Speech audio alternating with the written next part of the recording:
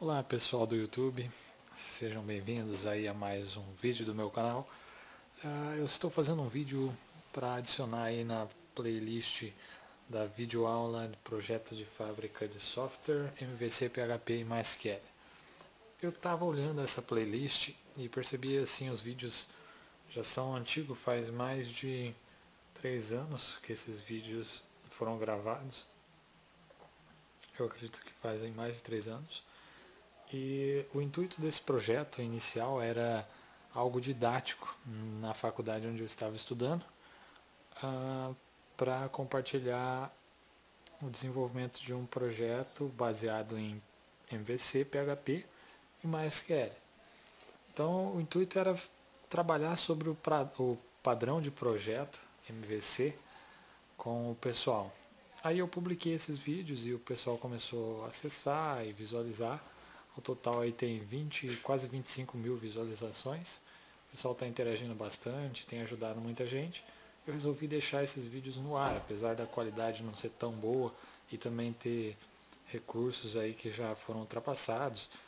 No momento quando eu gravei essa videoaula eu não tinha tanto conhecimento sobre alguns assuntos importantes, mas é possível melhorar esse projeto para trabalhar. Eu melhorei ele em alguns... criei na verdade um outro praticamente igual, com algumas melhorias, e tenho projetos rodando até hoje aí, funcionando muito bem.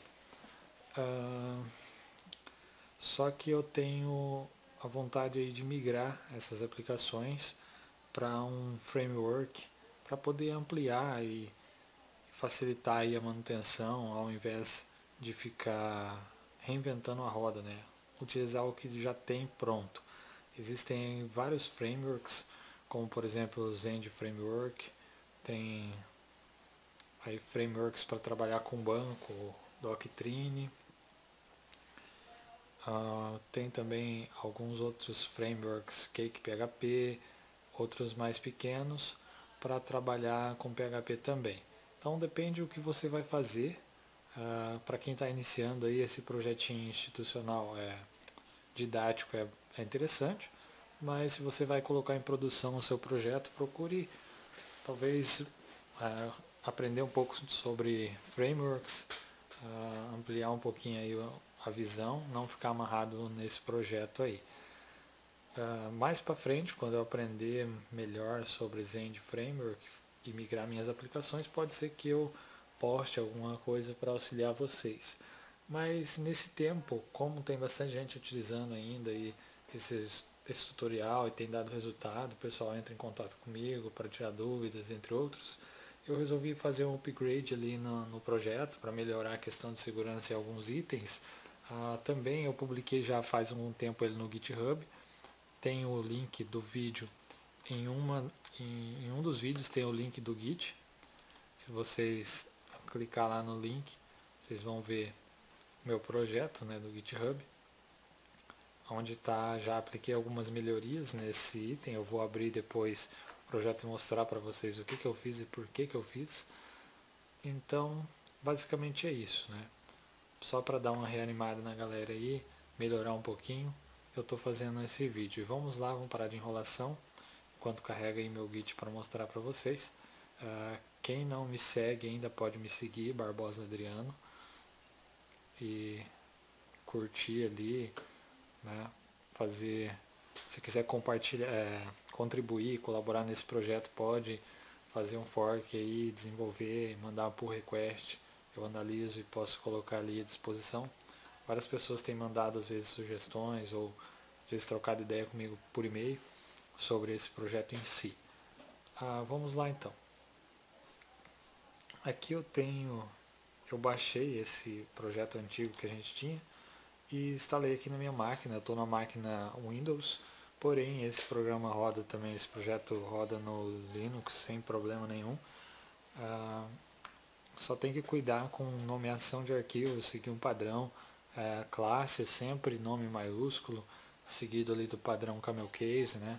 Onde que tenha duas palavras, digamos assim, na classe, você coloca a primeira letra em maiúsculo, sempre para nome de classe. Nome dos métodos e atributos sempre inicia com letra minúscula. Tem que sempre tentar seguir esses padrões. E às vezes se você criar uma classe com nome minúsculo ou maiúsculo, no Windows não vai dar diferença, porque ele ignora o case sensitive. Então você não sente, mas se você jogar isso no servidor Linux, vai dar problema. E até aqui eu tinha feito, quando eu criei esse projetinho, essa melhoria no projeto no Linux, eu criei dois arquivos, um config com C maiúsculo e um config com C minúsculo. Quando eu comitei isso e baixei de volta meu projeto aqui na máquina Windows, ele deu pau, porque eu tinha dois arquivos diferentes com nomes case e o Windows não soube diferenciar. Daí eu renomeei esse arquivo para config.conf.php. Então tá aí o nosso projeto, eu vou mostrar sem mais enrolações o que eu fiz aí de melhoria. Vocês baixem lá depois no GitHub as melhorias do projeto, estão todo lá nessa versão já, o último commit. E aqui o que eu fiz? Para iniciar, por uma questão de segurança, a gente antes tinha um index aqui e a raiz do projeto no servidor estava acessível para todo mundo, porque o meu arquivo index estava ali. Então tinha uma possível falha de segurança aqui. O que eu fiz? Na pasta public, eu vim aqui e movi o meu index para a pasta public. Com isso eu tive que fazer algumas alterações, mas eu criei ali, eu movi também o meu htaccess que faz a reescrita de URL que a gente criou lá. Tá? Eu vou abrir ele aqui para vocês verem o index e o htaccess. No htaccess a configuração começa por aqui. Por quê? Eu pedi para ele permitir todos os usuários, né? Permitir acesso de todos, qualquer usuário que tentar acessar essa pasta pública pode ter acesso geral liberado. E por que eu fiz isso aqui? Porque aqui fora eu criei um outro htaccess e neguei. Eu dei um deny from all para ele negar o acesso à raiz. Então, se eu não colocar esse allow from all aqui dentro do public, ele vai negar aqui também e a gente não vai conseguir acessar o projeto. Mas enfim, então dando acesso ao public, todos esses arquivos aqui ficam disponíveis e todo o redirecionamento cai nesse index. A partir do index, que é onde que acontece a mágica, e a interação das classes são carregadas a partir do index com o auxílio do nosso TAPP, que é a nossa aplicação. Então essa é a primeira mudança que foi feita, tá, para melhorar a segurança. Aí com essa mudança do index aqui para dentro, mudou algumas coisas com relação aos diretórios. Antes nós tínhamos aqui nos diretórios, onde tem classes para ser carregadas, nós tínhamos aqui o ponto barra, que era a própria raiz, nós tínhamos o ponto barra TO, que é onde que estão os nossos controllers. Esse ponto config foi eu adicionei agora, porque eu criei uma classe para poder gerenciar a configuração. Eu melhorei a nossa configuração também, já eu vou mostrar. Então aqui nós mudamos os diretórios fazendo uma referência a ponto barra. Por quê? Porque eu estou aqui dentro desse diretório público.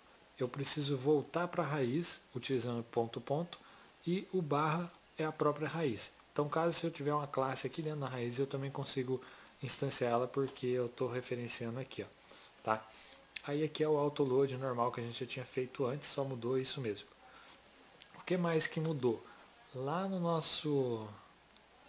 na nossa GUI, onde eu tinha o layout do topo, nós tínhamos a referência a um arquivo CSS que está lá na nossa public CSS Bootstrap. Antes tinha aqui um ponto barra, tinha alguma coisa diferente aqui. Como a gente está agora no mesmo diretório, eu não preciso mais voltar igual voltava antes para ter acesso ali. Então, por isso tem que fazer essa modificação, senão ele não vai carregar a folha de estilo. Depois disso, nós temos aqui uma outra modificação que eu fiz na configuração, né? O próximo passo é a configuração. Então aqui na configuração, antes nós tínhamos uma estrutura, se a gente observar aqui, deixa eu tentar ver os commits anteriores, para mostrar para vocês como era antes o nosso config. Então o nosso config, ele tinha somente as definições de variáveis não, de constantes, como no início lá, né, do config, eu defini algumas constantes que ia utilizar durante o projeto, por exemplo, o URL, senha do banco, host do banco e assim por diante. Então eu criei aqui uma modificação nesse cara. Se a gente vê o antigo config, a máquina está um pouco lenta, tentei gravar esse vídeo umas 3 vezes e 3 vezes deu problema. Mas vamos lá, não vai dar problema não. Aqui então, ó, nosso config estava dessa forma, tinha um define, definindo uma constante chamada URL, que fazia referência à nossa URL do nosso projeto. Isso foi mudado então. Eu criei aqui uma classe config, seguindo um padrão de projeto singleton, que ele deixa a gente instanciar apenas uma vez uma classe. Esse padrão de projeto serve para que eu não carregue toda vez a mesma configuração. Como eu vou trabalhar com uma configuração só para toda a aplicação, eu não preciso ficar instanciando, criando novas instâncias ali, ocupando a memória. Eu instancio uma vez, né, e guardo essa instância aqui num atributo estático da própria classe, e toda vez que eu precisar, eu dou um get instance e retorno ela. Então, somente na primeira vez, enquanto não existe uma instância, ele vai criar.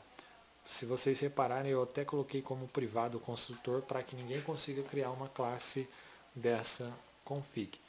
Aqui embaixo tem um outro método estático chamado getConfFile, que eu fiz o include do nosso arquivo config.conf.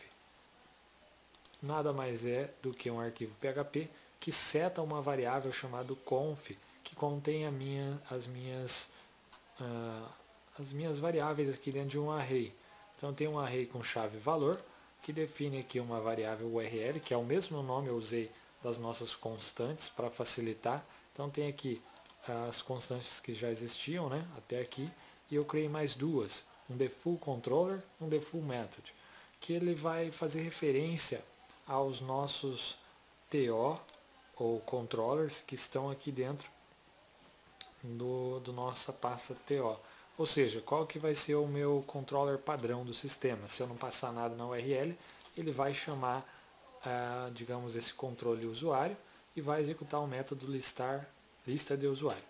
Então aqui a URL também, ó, se vocês perceberem, eu coloquei um /public depois da onde que está a minha raiz aqui.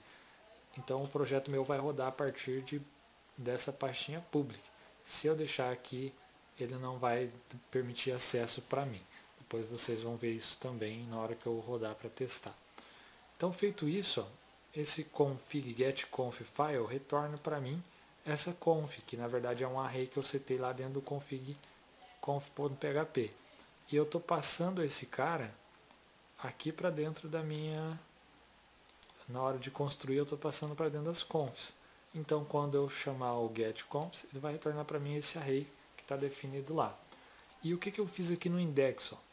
Antigamente eu tinha um include do arquivo conf aqui dentro, que incluía as definições.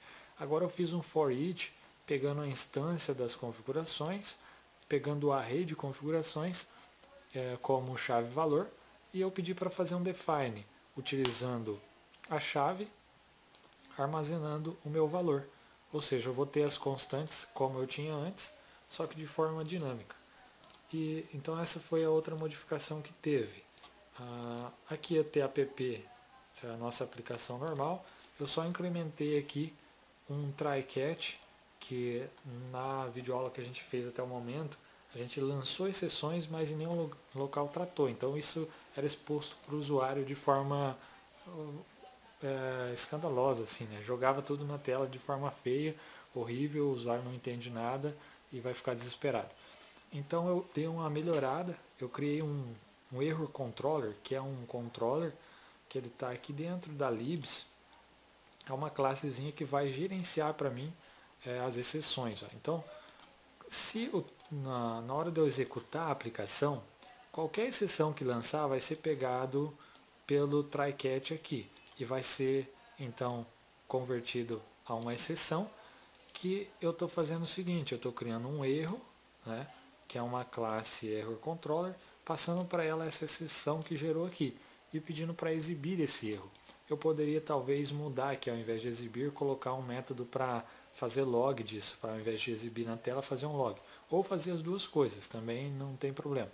Então aqui dentro do Error Controller, eu estou setando uma visão, que é uma GUI, né? Na verdade é uma GUI.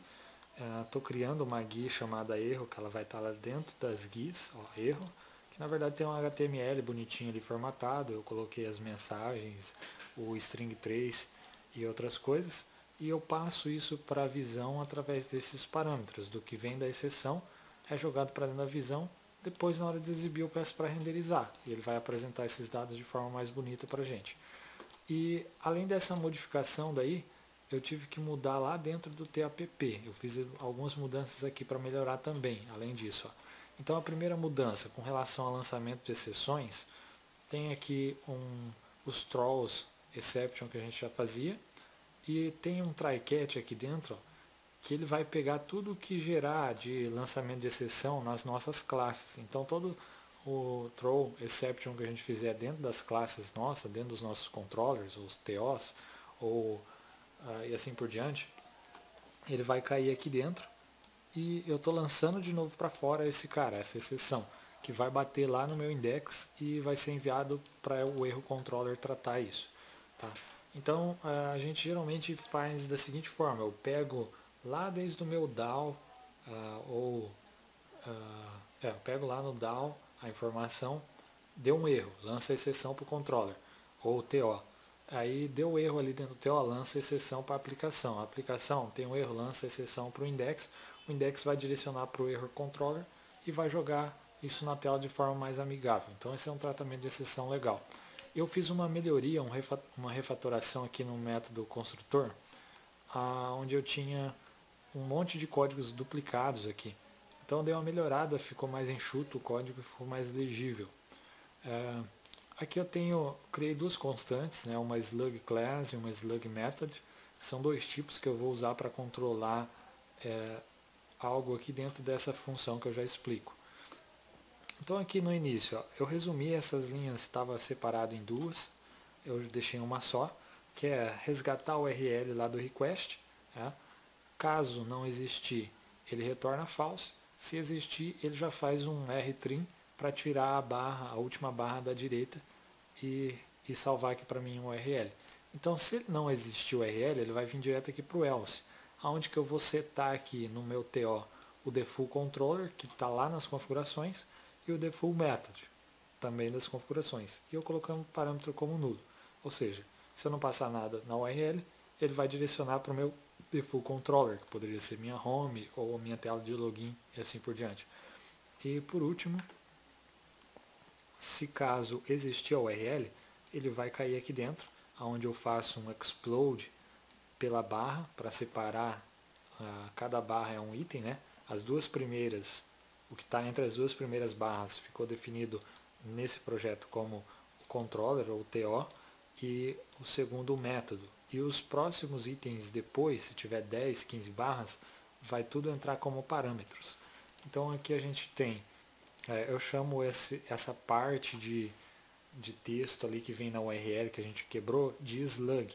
Então eu passo esse slug para dentro dessa função get name from slug e ele vai processar e retornar para mim o nome da classe ou o nome do método bonitinho. Se o tipo meu for classe, ele vai retornar o padrão conforme a classe. Se for método, ele vai retornar o padrão conforme o método. Por que são diferentes as duas coisas? Na verdade, é praticamente quase a mesma coisa, porém, a classe tem a primeira maiúscula sempre e o método tem a primeira minúscula sempre. Então só muda isso. O restante da teoria é o seguinte, eu pego o slug, transformo tudo para minúsculo, para evitar se alguém colocar uma letra maiúscula vai converter. Depois eu faço um explode. Esse explode aqui eu poderia ter feito um str replace, igual eu fiz aqui também. Mas eu deixei aqui, que também é uma alternativa para vocês verem que é possível fazer. Então um explode por esse cara. Depois eu fiz um implode pelo espaço. Pode ser mais otimizado fazendo direto um str replace, talvez. Né? Mas enfim, de forma didática vocês conhecem duas formas de fazer a mesma coisa. E por último eu peguei aqui e fiz um useful words, que ele vai deixar a primeira maiúscula de cada palavra. Ou seja, eu vou ter lá, por exemplo, vou passar na URL minha classe. ele vai transformar para mim nisso, depois vai transformar para mim nisso, e por último ele vai fazer um str replace da string para uma string vazia, ou vai fazer isso daqui, né? Aí ele vai fazer uma verificação. Se o tipo que eu passei aqui for slug class, que é o default que ele está recebendo, ele já vai retornar para mim esse nome que ele criou. Caso contrário, ele vai pegar a primeira letra, né, desse temp aqui, que é a minha classe, e vai transformar em minúscula. No caso, para os métodos, daria certo. Então, eu utilizo para essa mesma função para as duas coisas, tanto para criar o nome da classe, quanto para criar o nome do método. E depois aqui, eu tiro essas duas variáveis que eu usei aqui do array, né, que é o nome do controller e o nome do método, e o restante que sobrar, eu transformo em parâmetro. E aí o restante da aplicação acontece normal, chamou executar igual a gente já trabalhava antes. Acho que são essas as modificações, e agora eu vou mostrar para vocês aí rodando. Então eu tenho aqui, ele está lá no localhost barra mvc-php. Ops. Deixa eu ver se está rodando aqui meu amp. Barra public.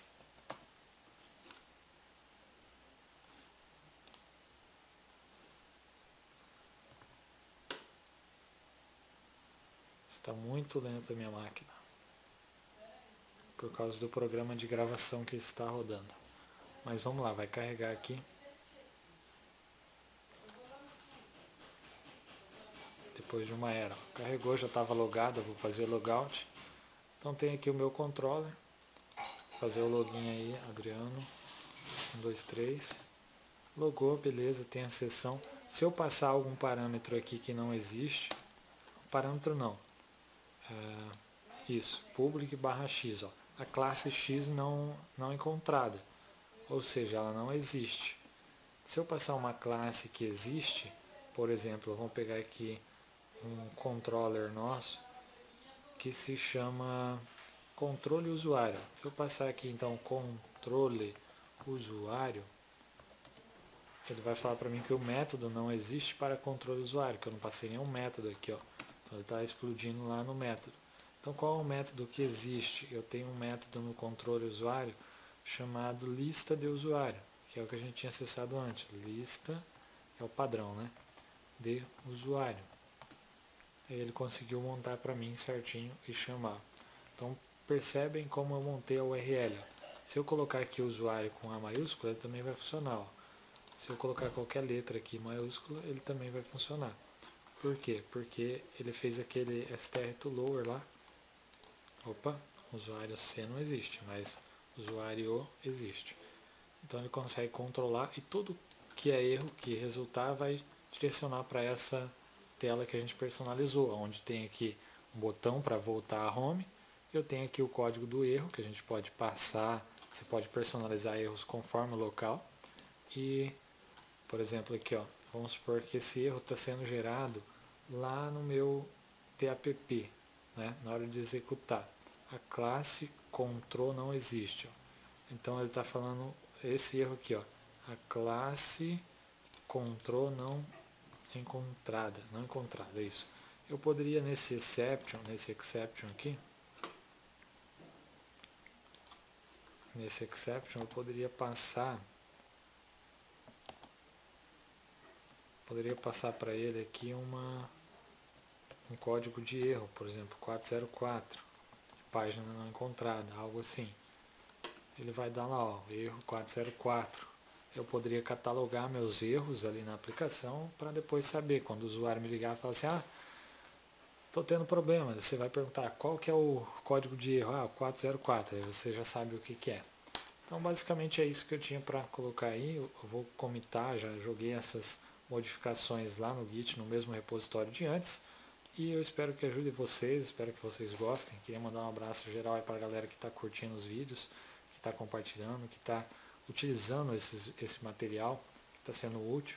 Também agradeço o pessoal que entrou em contato comigo para falar sobre o projeto. E é isso. Futuramente aí, se tudo der certo, a gente tem vídeos novos quando eu aprender mais sobre Zend Framework, eu pretendo criar algumas videoaulas para auxiliar a galera aí. No mais, espero que vocês aproveitem e curtam e compartilham, me sigam lá no GitHub e tamo junto. Abraços e até mais.